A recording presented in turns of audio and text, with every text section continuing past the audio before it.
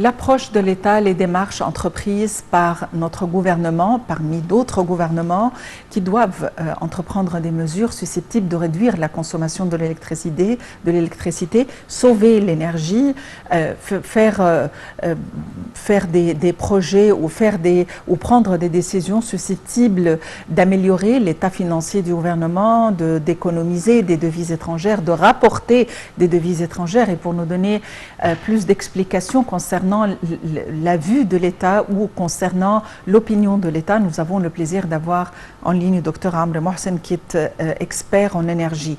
Dr Amr Mohsen, bonjour et bienvenue avec nous. Bonjour et merci. Dr Amr Mohsen, des décisions ont été prises par le gouvernement, déclarées par le Premier ministre, selon lesquelles la consommation de l'électricité ou le courant électrique serait réduit ou coupé dans les instances gouvernementales suite au départ des fonctionnaires. Aussi, il s'agit de minimiser et d'économiser et de rationaliser la consommation de l'électricité de manière aussi que ceci débouche à la rationalisation du recours au gaz naturel. Tout d'abord, le lien entre le gaz naturel et le fait de nous fournir de l'électricité. Le fuel qui est utilisé dans les centrales de production de l'électricité et en Égypte, la majorité, c'est du gaz naturel. C'est ce qu'on brûle pour générer la majorité de notre électricité. Donc c'est ça la relation très intime entre gaz naturel et électricité. Mm-hmm. Dans quelle manière cette décision serait applicable, c'est-à-dire réduire, même minimiser la température dans les centres commerciaux, au niveau de l'air conditionné dans les bâtiments publics. Comment est-ce qu'on pourrait imaginer un petit peu la vie quand tout sera réduit? Bon, ça fait beaucoup de sens de augmenter l'efficacité de l'utilisation de l'électricité dans les bâtiments en général. Et vous savez, on a déjà depuis des décennies un centre national de recherche qui existe à Douai, le HBRC. C'est un centre national de recherche de l'hébergement et la construction des bâtiments.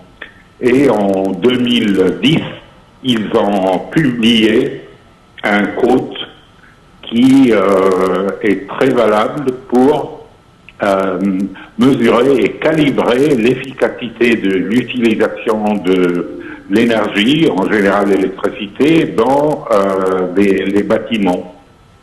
Et ils ont appelé ça le code de la pyramide verte et ils ont déjà commencé à l'appliquer pour calibrer un nombre de bâtiments et ils ont trouvé que malheureusement la majorité des bâtiments pourraient réduire la consommation en prenant plusieurs mesures, comme vous venez de le dire, diminuer la quantité de chaleur que le soleil passe dans le bâtiment. Donc si on diminue ça, on diminue le besoin de fonctionner les clims et ça bien sûr fait qu'on utilise moins d'électricité et l'utilisation devient plus efficace. Dr Amr Mohsen, bonjour. Alors, est-ce que vous pensez que les mesures prises donc par le gouvernement pour rationaliser la consommation de l'électricité, est-ce que c'est efficace ou on a besoin donc de recourir à d'autres mesures, comme par exemple les mesures alternatives comme l'utilisation de l'énergie renouvelable, comme les panneaux solaires par exemple, l'énergie solaire, l'énergie éolienne et d'autres énergies. Est-ce que c'est efficace de ces mesures-là annoncées par le gouvernement, surtout que, comme vous le savez, la consommation de l'électricité par le peuple égyptien est quelque chose de très qui n'est pas contrôlé effectivement.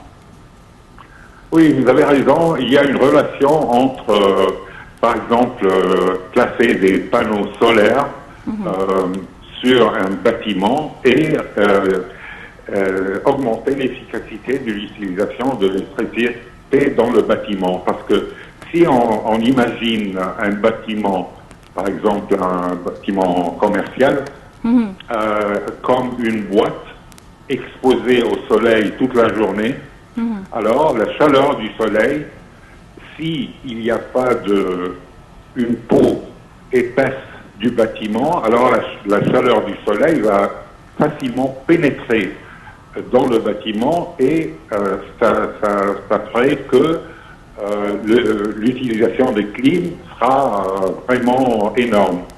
Mais si on pose des panneaux solaires sur le bâtiment, ça va diminuer la quantité de chaleur qui pénètre dans le bâtiment.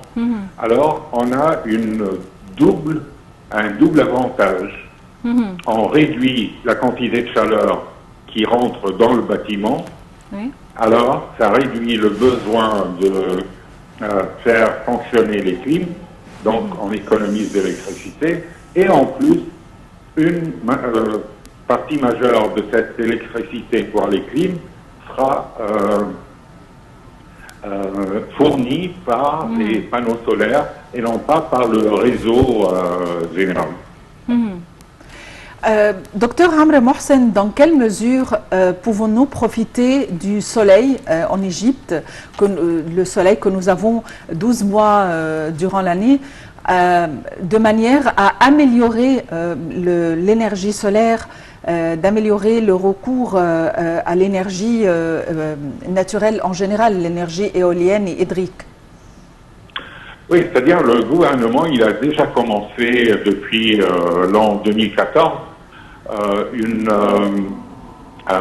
si vous voulez, un système pour encourager les gens, que ce soit des bâtiments privés ou des bâtiments commerciaux, à placer des panneaux solaires photovoltaïques sur le bâtiment. Et ils ont le choix, c'est-à-dire les propriétaires du bâtiment, ils ont le choix d'être connectés au réseau électrique gouvernemental. Comme ça, ils vendent l'électricité au gouvernement et ça augmente la valorisation des panneaux solaires photovoltaïques qu'ils ont investi à placer sur le bâtiment. Selon vous, pourquoi cette expérience donc de panneaux solaires n'est pas généralisée dans les maisons, dans les bâtiments publics et gouvernementaux? Est-ce que c'est cher? Si vous...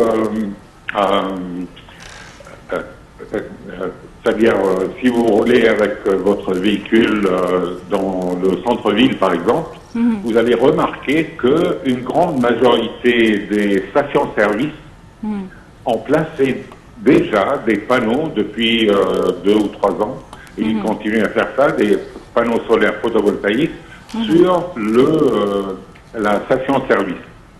Alors, c'est quelque chose de très bien, et vous savez, pour placer les panneaux solaires, il faut vraiment accomplir quelques conditions.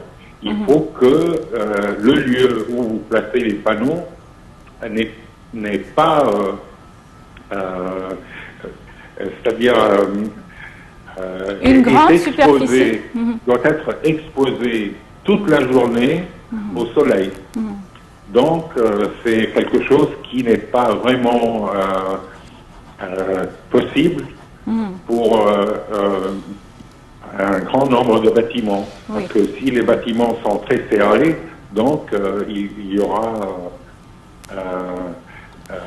si vous voulez, de l'ombre du soleil. Alors, il faut, premièrement, que le lieu où vous allez placer les panneaux solaires photovoltaïques soit exposé au soleil pendant toute la journée. Et c'est pour cela que les stations de service sont des lieux idéal, si vous voulez, parce que ils sont exposés au soleil pendant toute la journée. Docteur Amr Mohsen, avec les crises mondiales actuelles au niveau de l'économie, au niveau de l'inflation, du manque d'énergie, de céréales et autres, à votre avis, est-ce qu'il y a un plan alternatif, un plan B, au cas où cette guerre perdurait trop longtemps? Oui, bien sûr, parce que vous savez, à travers l'histoire, l'humanité a passé beaucoup de crises. Alors, la crise actuelle sera dépassée. Il faut, comme toujours, il faut rationaliser la consommation, il faut trouver des alternatives et développer ça, et ça passera. Espérons-le. Oui, alors, Dr Amr Mohsen, expert en énergie et professeur en énergie renouvelable, merci beaucoup pour toutes ces informations et passez une excellente journée. Effectivement, sur ce, et avec beaucoup d'espérance et avec beaucoup d'optimisme, espérant que tout aille pour le mieux, reste à vous remercier pour votre fidélité, à vous souhaiter une bonne continuation sur Nile TV International, une excellente fin de journée et à la prochaine. Au revoir.